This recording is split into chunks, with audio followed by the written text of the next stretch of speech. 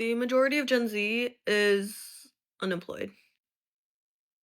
Yes, it's true, and yes, that is a ridiculous statement because a lot of us are graduating college at this point, meaning we were lied to our whole entire childhood, all throughout middle school, all throughout high school, thinking that we are going to get these amazing jobs and we're going to be financially stable and it's all going to work out when we graduate. That is furthest from the truth. Imagine you spend 4 years in college, take on 40K in debt, walk across the stage, and your first move is hopping on Indeed. You find an entry-level position, $18 per hour, but here's the catch. It requires 3 to 5 years of experience. So when your parents ask why you're still home, they think you're lazy, but they applied for jobs in a different country. The rules have changed and no one told them. The entry-level jobs don't exist anymore and nobody's talking about why. Let's start with the numbers. Youth unemployment in Canada hit 14.7% in September 2025, which is the highest since 2010. In the US, 16 to 24-year-olds are sitting at 9 to 10%, and those are the people that are actively looking. They're not counting those that gave up already. But the problem isn't just that fewer jobs exist, it's that the jobs that were supposed to be the starting point are disappearing. After applying for over 324 jobs, getting 11 interviews and 0 job acceptance letters back, I'm convinced I'm going to be homeless in a year. And the worst part is I am over $120,000 in debt because Yo, $120,000 in debt is crazy. I was talking about 40K, but 120K? society says you're supposed to get a bachelor's degree and a master's degree.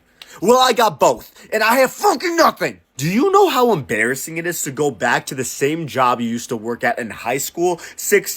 That's the thing. Like, if you have to go back to the same job you worked at in high school when you were trying to fund your college tuition, then what was the point of college? Like, you're going in circles, bro, and it's not helping anything.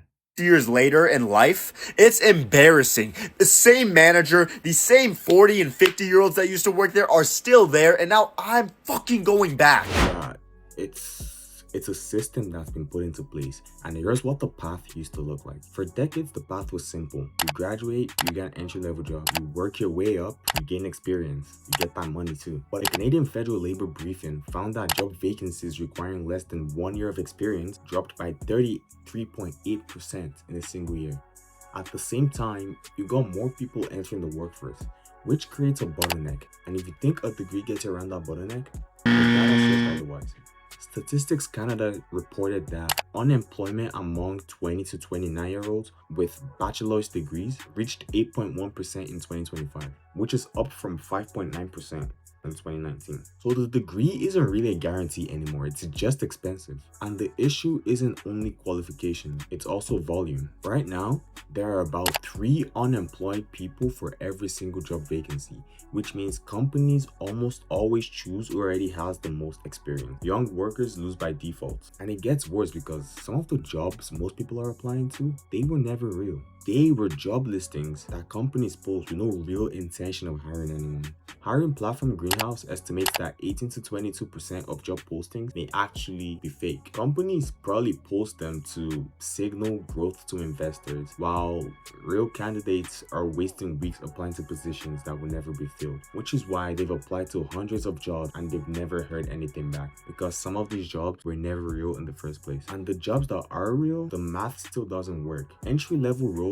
are averaging about $18 per hour, and MIT estimates the real living wage in most states is closer to $20, and that's before food, rent, and the student debt you took to get the job in the first place. That's not a coincidence, that's just the system working the way it was designed, just not for you. So the question isn't does Gen Z want to work, the question is why we built a system that locks them out in the first place. And the issue isn't that young people don't want to work, the issue is that the ladder that was supposed to get them started is missing its bottom rung. They're not lazy, they're locked out from the job market.